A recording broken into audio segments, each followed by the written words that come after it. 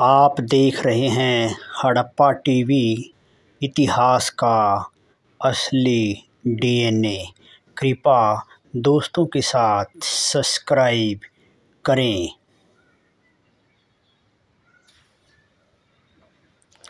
ये राखीगढ़ी हड़प्पा सभ्यता है। ये हमारे पूर्वजों की एक बहुत बड़ी महान सभ्यता थी। आज से 4000 साल से 8000 साल के बीच यह दुनिया की पहली ऐसी सभ्यता थी जहां मनुष्य ने एक बहुत शानदार तरीके से रहना सीखा था। उसने खानाबदोश जीवन का त्याग करके घरों और बस्तियों में रहना सीखा। उसने शानदार बर्तनों में खाना सीखा। उसने कृषि करनी सीखी और पशुपालन भी करना सीखा। ये उसका एक स्थायी जीवन था जो दुनिया का पहला जीवन था। ये जो वीडियो आप देख रहे हैं ये हरियाणा के राखीगढ़ी का हिसार ज़िले में स्थित एक बहुत पुराना केंद्र है। यह 550 हेक्टेयर से भी अधिक क्षेत्र में फैली हुई सभ्यता थी। दुनिया में कहीं भी इस इतनी विशाल सभ्यता नहीं है। आज गवर्नमेंट ऑफ इंडिया और हरियाणा सरकार ने मिलकर के इस सभ्यता को बचाने की एक बहुत बड़ी मुहिम चलाई है। उसी के तहत इस सभ्यता की खुदाई करके यहाँ इसके ऊपर शानदार शेड लगाए गए हैं। इनको आप देख सकते हैं ताकि आने वाले आमजन भी इस सभ्यता को देख सकें और उन्हें पता चल सके कि हमारा इतिहास कैसा था, हमारे पूर्वज कैसे घरों में रहते थे, कैसे बर्तन प्रयोग करते थे, उनका भोजन और रहने सहने का तरीका कैसा था, उनके घर कैसे थे। सारी संरचनाएं आज यहाँ पर दिखाई देती हैं विभिन्न विद्वानों या पुराविदों द्वारा जब इनकी खुदाई की जाती है। बहुत बड़े क्षेत्रों में यहाँ इसकी खुदाई का काम चल रहा है। आप इसे देख सकते हैं कि यहाँ विभिन्न प्रकार के पात्र हमें ज़मीन के नीचे से खुदाई करते वक्त निकलते दिखाई देते हैं और इसको बचाने के लिए अब इसके चारों तरफ तार, बाड़ाबंदी और इसके ऊपर शैडो की संरचना बनाई गई है। हमें अपने पूर्वजों पर बड़ा गर्व होता है कि उनके अंदर ऐसे वैज्ञानिक तरीके कहाँ से आए कि उन्होंने ईंटों को पकाया और यहाँ पर पक्की नालियाँ बनाई, अपने घरों में पीने के पानी के लिए शानदार कुएं बनाए और कुओं के अंदर ईंटों की जो फिटिंग थी और उनको बनाने का ढांचा था वो बहुत शानदार था कि उनमें कहीं भी हमें दरारें नहीं दिखाई देती थी। ये एक नाली है जो किसी घर से गंदे पानी की निकासी के लिए है और ये एक घर का प्रांगण है, इसको हम देख सकते हैं।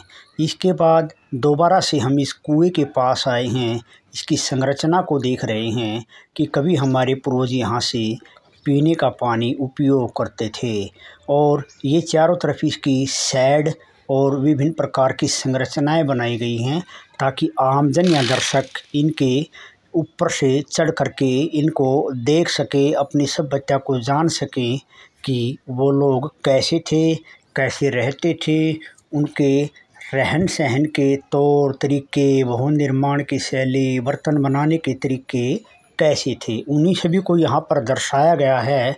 हम धन्यवाद करेंगे उन समस्त पुराविदों का, अधिकारियों का और गवर्नमेंट ऑफ इंडिया और हरियाणा सरकार का कि उन्होंने इस सभ्यता को बचाने के लिए ऐसे सफल प्रयास शुरू कर दिए हैं।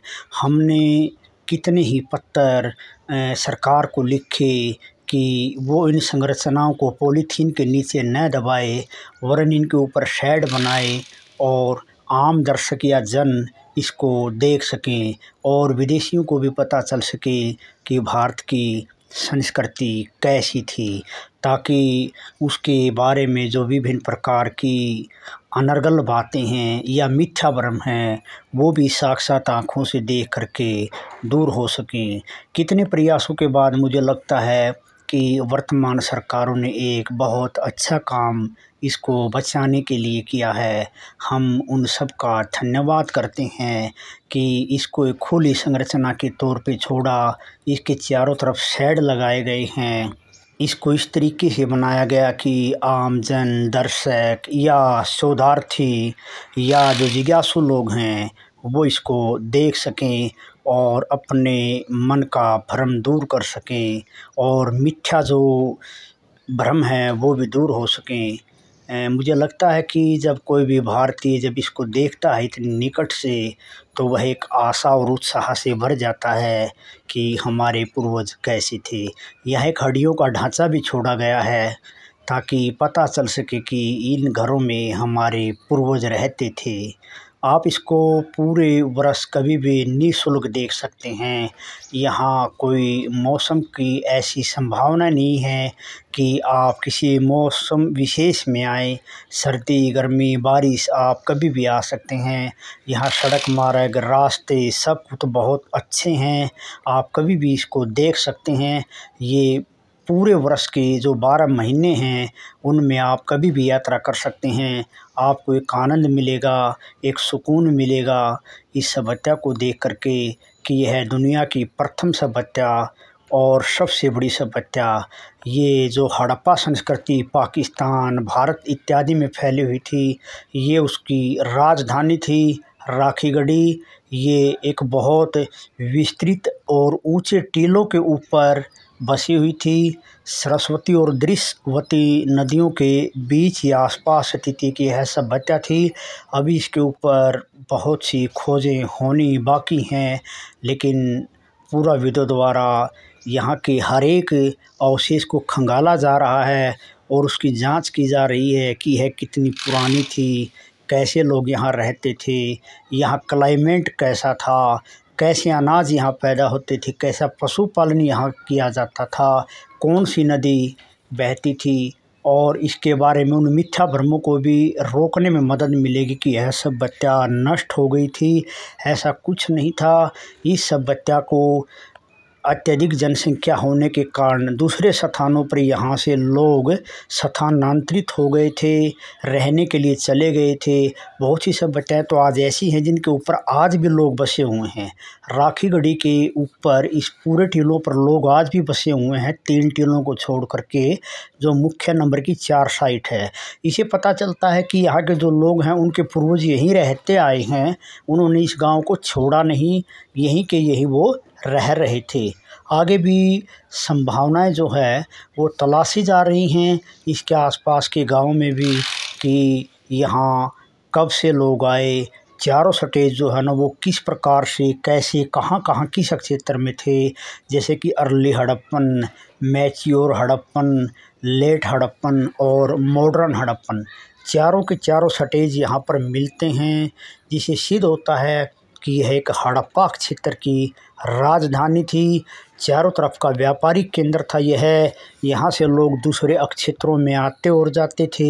यहाँ कच्ची और पक्की दोनों प्रकार की ईंटों से बने हुए भवनों की विशाल संरचनाएं मिली हैं।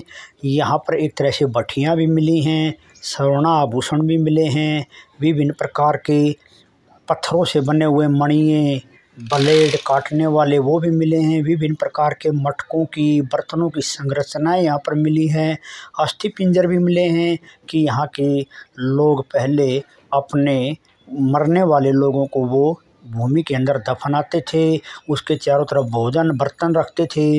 उनकी मान्यता थी कि आत्मा बाद में इनका ज़रूर प्रयोग करती है। इसी के दौरान जो है वो ऐसी प्रक्रिया अपनाते थे। आज भी यहाँ ऐसे अवशेष जो कि तो मिलते हैं। मुझे लगता है कि हर व्यक्ति को इसकी यात्रा करनी चाहिए, देखना चाहिए और हर एक व्यक्ति को इसको बचाने में योगदान देना चाहिए, क्योंकि ये हमारी इतिहास से जुड़ी हुई एक जीवंत बहुत प्राचीन सभ्यता है। इसको बचाना चाहिए। वर्तमान सरकार बहुत अच्छा काम कर रही है और मुझे लगता है कि उसको और भी अत्यधिक करना चाहिए। ताकि यह सभ्यता बची रहे, हमारी आने वाली पीढ़ियों को पता चलता रहे।